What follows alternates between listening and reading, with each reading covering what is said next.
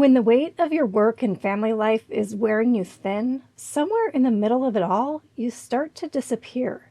You're never fully present for yourself. And then you find yourself whispering, I can't keep going on like this. Well, you're not alone, and more importantly, you're not broken. This episode is for anyone seeking real physician mom burnout support, because burnout isn't a personal failure, it's a systemic issue. In today's episode, I sit down with Dr. Diane Shannon, a physician, writer, and coach who left clinical medicine to reclaim her well-being. She has since dedicated her work to helping women physicians do the same.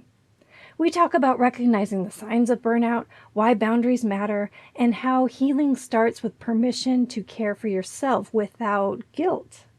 This conversation offers perspective, validation, and a way forward. Find the full transcript and more resources for physician moms at inspiredmommds.com/60.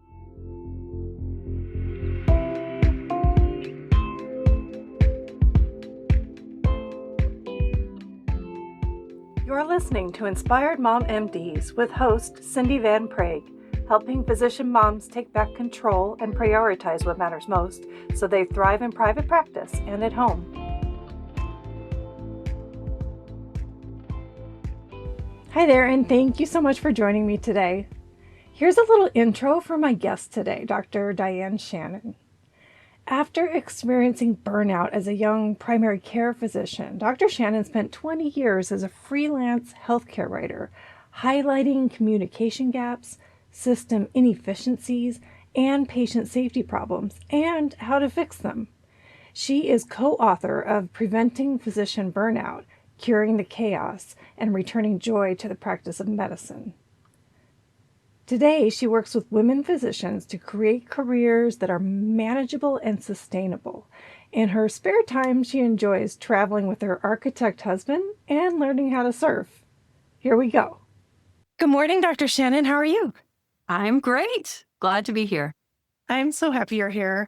I just met you in person a few weeks ago in Boston at the Women in Medicine conference. And before I met you in person, I was an admirer of your work because you speak out about burnout and the causes and how to approach it and fix it. So it was a pleasure to meet you, and I'm so glad you are here today. Thank you.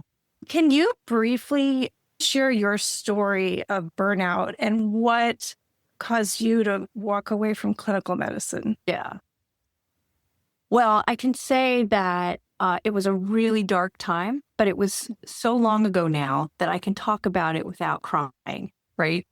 So during my residency, I had severe burnout, but there were no words for that back then. And I was even called into the department chair, internal medicine, who said, like, I hear there's something wrong, right? And I just burst into tears. Like, I couldn't even express what was wrong.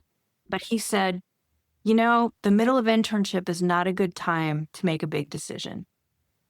And so I stuck out, and each year I'd say, I'm just going to finish this year. I'm just going to finish this rotation, just going to take my boards. And then I practiced for a few years. And when I decided to leave, it wasn't that I was in severe burnout. It was that I didn't know how not to go into burnout again. And I couldn't see a way to avoid it. When I look back now, I can say, back then when I was training and practicing, there wasn't a lot of attention to patient safety. I was constantly worrying about my patients and things that would fall through the cracks, and they did. There wasn't this appreciation of patient safety being a system issue. It was all about some individual made a mistake. And that just felt very heavy and draining to me. So I decided to leave. It was not an easy decision, but I really felt like there was only two alternatives: stay in burnout again or leave clinical practice. Now I know that there are other alternatives, that there are things I could have done, that I could have asked for help. But back then I didn't know that, and I didn't see it. It wasn't as obvious as it is today. So that's one good thing that's happened over the past 25 or 30 years. So it never feels like a good time to stop what you're doing, like what your director told you. Yeah. Internships year is not a good time. But I can imagine the next year they would say the same thing. This year is not a good time. Right. And you just stick it out and you just keep going. So if you could talk to your younger self, knowing what you know now, what would you have told her? I would have said, don't shed so much of your life, because that's what I did. In order to keep going, I let go of an important relationship. I had a 5-year relationship that I chose to end, not because there was a relationship problem so much that I couldn't handle anything. I gave up hobbies. I gave up exercise. I gave up reading, which I'd done my whole life.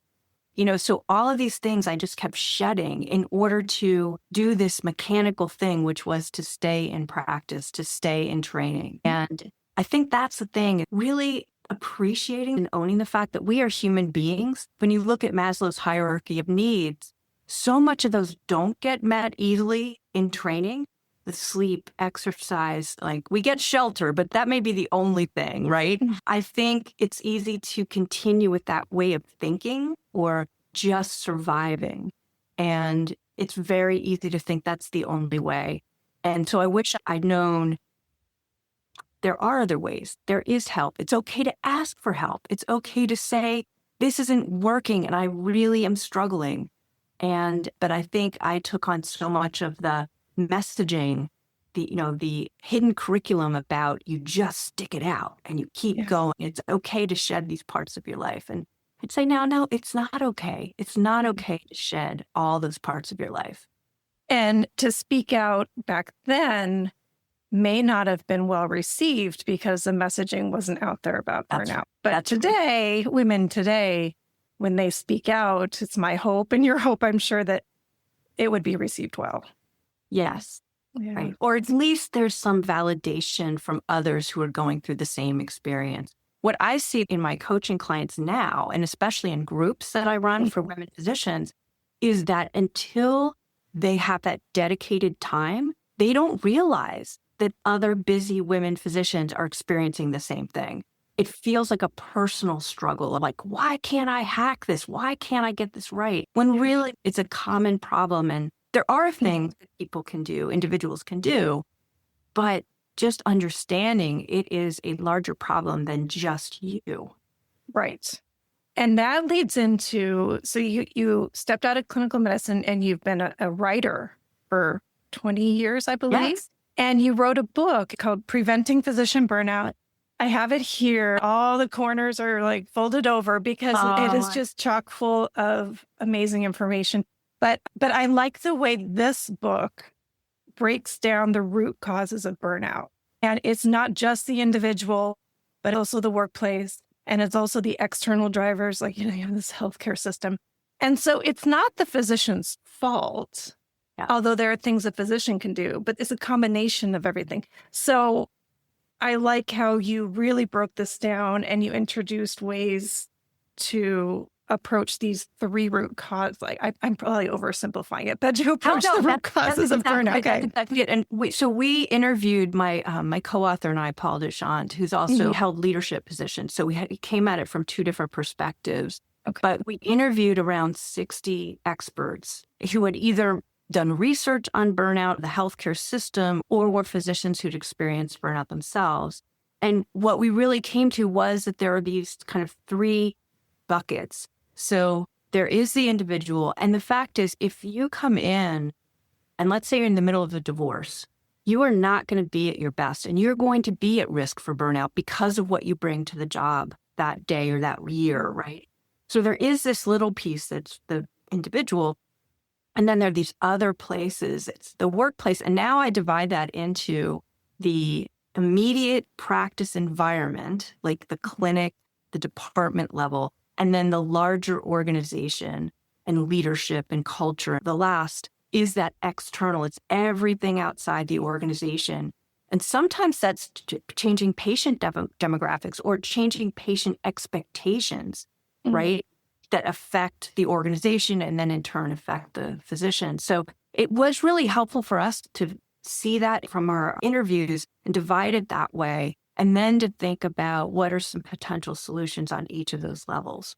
And so in researching that book, What surprised you the most about burnout? Well, I'll tell you what relieved me was hearing over and over and over again, it's not the individual. It's not about individual susceptibility, because I carried that for probably a decade at least of thinking, why couldn't I hack it?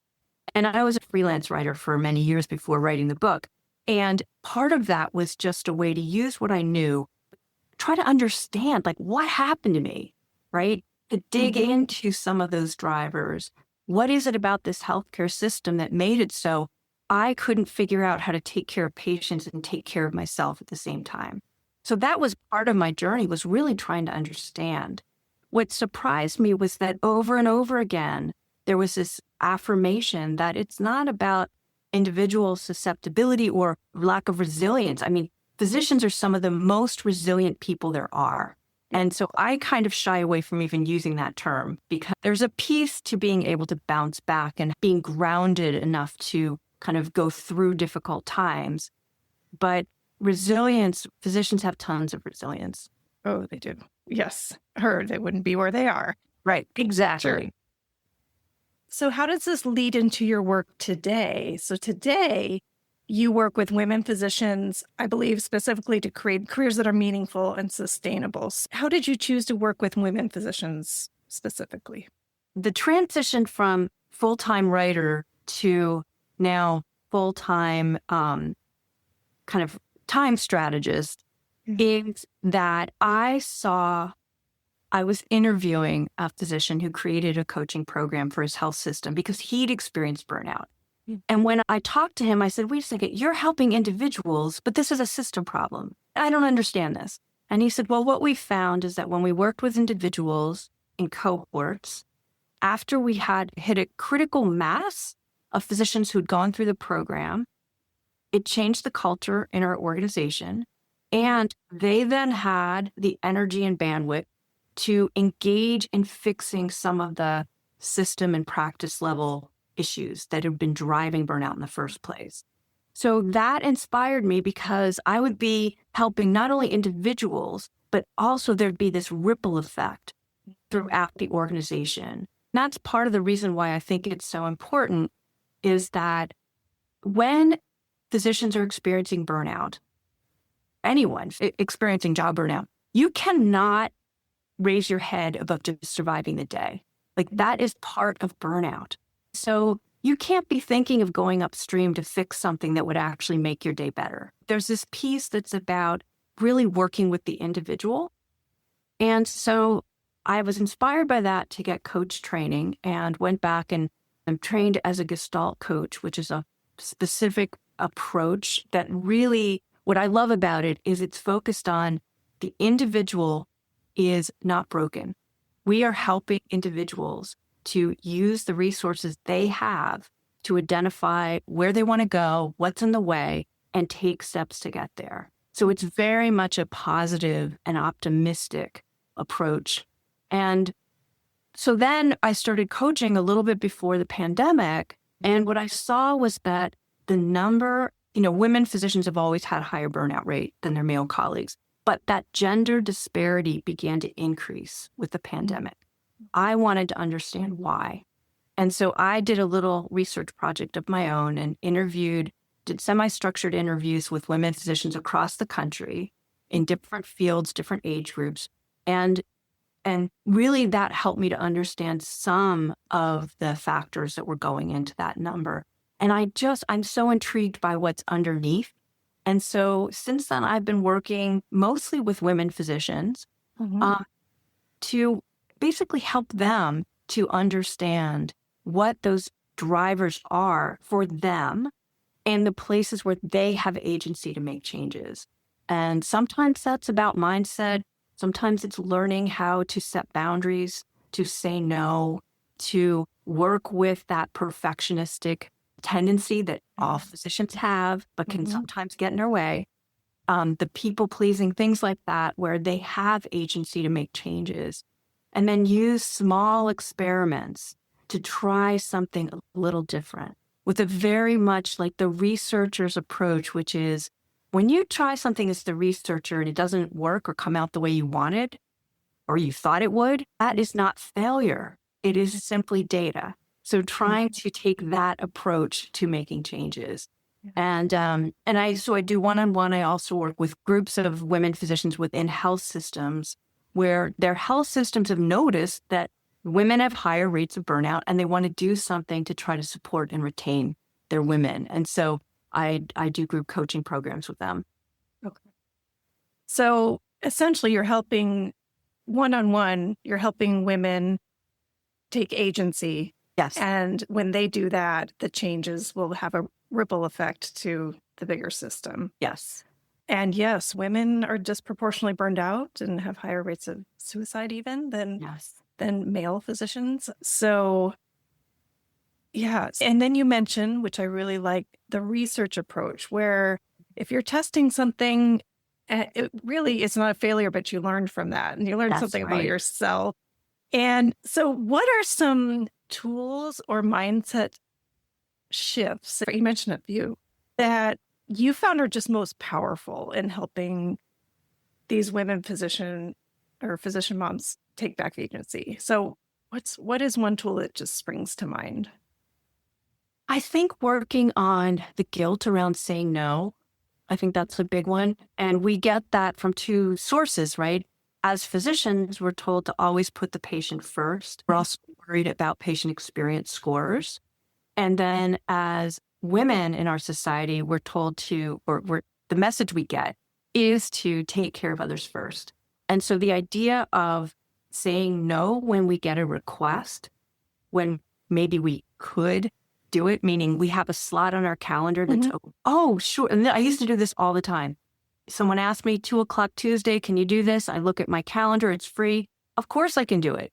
Not taking into account the fact that putting that in might mean I have to say no to something else because I don't have the energy to do something later, right? Or maybe that slot could have been me exercise and that was the only chance, right? So I think that ability to, and this, it's a process. It's not like you do this one exercise and suddenly no comes easily and you don't feel guilt. It's like a process, but it's something that women physicians can learn, and it makes a huge difference in the time they have to then devote to themselves. I was just at a celebration dinner finishing a group coaching program last night, and women were talking about how they're just, because of finishing this program, they're just starting to think about hobbies.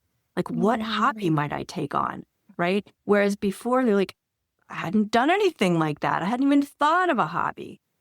So I think there are ways of protecting that time so that we have more in our life, and then we're able to give back more. Right. I 100% agree. I've seen everything you have just said, I've seen in my own life.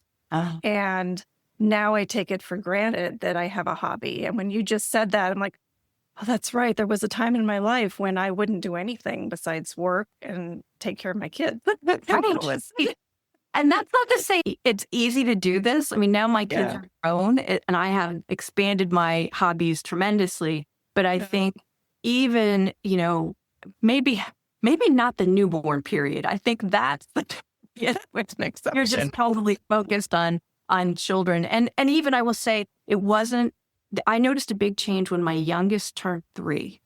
And then suddenly I had more time and energy to pursue some things that had been put on hold. But even from the time that they're beyond the newborn stage until that period of time, I could do little things. Right. And there are different phases to physician mom's life. That is definitely true. Absolutely. Right. I'm in the phase where they're in high school, but I remember the phase when they first started dressing themselves and getting ready in the morning. I'm like, what do I do with my time? So yeah, I remember that. Okay. So you are also a host of a podcast. It's called Vital Signs: Thriving as a Woman in Medicine. And as a podcaster yourself, what is something meaningful that you've learned from your guests?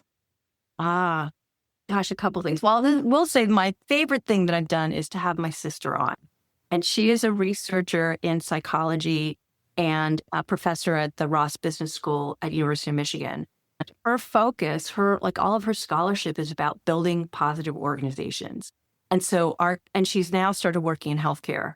And so our careers have converged. For the 1-year anniversary of my podcast, I had her on. So that's been the most exciting thing. Congratulations. I love that. I think what has surprised me is some of the research that looks at the data below the data. So we know that women physicians spend more time on the electronic health record. And if you just saw that, you might think, well, let's make them more efficient. Let's give them some extra training. Why is it that they're so slow? But then when you look at the data that's come out since that, it explains why. And it is spending more time in messaging because women physicians get more messages from staff and from patients. It's the fact that patients expect them to reply more quickly. And if they don't, it does affect their patient satisfaction scores, and it doesn't affect male physician scores. So there's this data that explains this discrepancy. And the way to address that is not to give women more training. It's to say, how can we as an organization spread the work or look at patient panels and risk adjusting them, or somehow giving additional time that's paid for women physicians to deal with the increased number of messages that they get. So it's a way of looking at what's really happening. Then we can have a solution that actually works. Right. And well, those patients have, like you said, higher patient satisfaction scores, which is what companies want. So yeah, I fully agree with that. The issue relates to how physicians are compensated, right? Yes. And right now with RVU compensation, women are not generally compensated for that time spent in messaging. And if they do that, they either have to finish the messaging and that extra work at night in their personal time, or they are seeing fewer patients and therefore have lower RVUs, right? So right now, the system is not set up to reimburse for the kind of work that women do, the extra, very important, valuable work that women do. And so that has to shift to really appreciate that this work they're doing will result in higher patient experience scores, better quality too. It's like they're caught in a catch-22. They want to follow their values and treat the patient as they know they should, but they can't, because then they fall behind from their peers who are doing more faster. They're torn. I can see how they're torn between that. Absolutely. So on a personal note, you are learning to surf, and I came across something just last night. I thought, oh, this is perfect. So I'd never heard it before, but it's the surfer mentality. When a surfer is up on that wave and they're embracing the moment of being on that wave. And for me, I'm like, oh, that's mindfulness. So you can be out on the ocean and surfing, and when you get that perfect wave, you're in a moment of mindfulness and appreciation for what you have at the moment.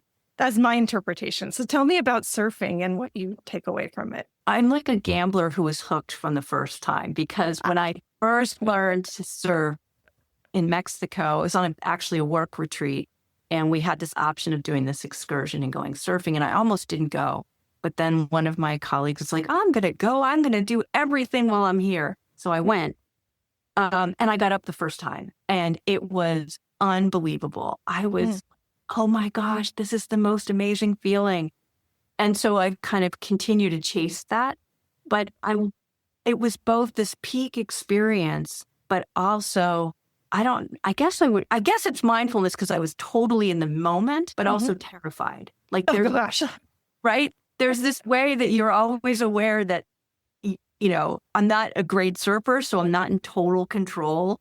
So there's always that combination of, is this going to be okay? But it feels amazing right now. Right. Okay. So I guess we're almost out of time, but I just wanted to end with you offering the audience of physician moms a piece of advice for, let's say, the mom out there right now who is in that catch-22 and they are just kind of feeling overwhelmed and they don't have the energy to fight against the system and feeling stuck. I understand you could talk for hours about what they could do, but what's just one piece of advice or word of encouragement for them? Yeah, I think it's, depending on what phase you're in, like if you have and this, so much of this depends on both the career path where you are and your children, where they are, right? Given whatever that phase is, what can you do to remember that you're human and really own that? For some of the clients I work with, we realize that what sets them up for a good day the next day, the number one thing for them is sleep. And so they try small experiments to improve their sleep. And that might be as easy as going to bed 20 minutes earlier or setting a timer when they're going to get off the screens. Something small that identifies that this is setting them up to have a better day tomorrow. And that, I guess that would be the one thing, like just owning that you're human and getting those basic needs met is really key, which eventually, the top of the pyramid is self-actualization. That's what we're all going for. It's like having meaningful work and a meaningful life. And that is possible. And it starts with the bottom part of the pyramid. Meet the basic needs. Yeah. Remember that you're human and address that first. Yeah. Yes. Very nice. So where can listeners reach you if they want to, just get to talk to you, or where can they find your podcast? So my podcast is pretty much everywhere. You just have to search for the whole title, Vital Signs Thriving as a Woman in Medicine. Okay. My website is dianeshannon.com. My email is diane@dianeshannon.com. And I'm just happy to speak with anybody. Questions about resources, about what to do next, about first steps, happy to speak with any physician moms. Perfect. And I will list those all in the show notes for everyone. Wonderful. I really appreciate you being here today and sharing all your wisdom and advice for this audience. Thank you so much for having me. Just a quick reminder, this podcast is for informational and educational purposes only and isn't a substitute for medical advice or care. I'm a board-certified physician, but this content isn't connected to my clinical practice and no doctor-patient relationship is formed here. Please always talk to your own healthcare professional about any mental or physical health concerns. As always, take what helps and leave the rest. Please see inspiredmommds.com for full disclosure.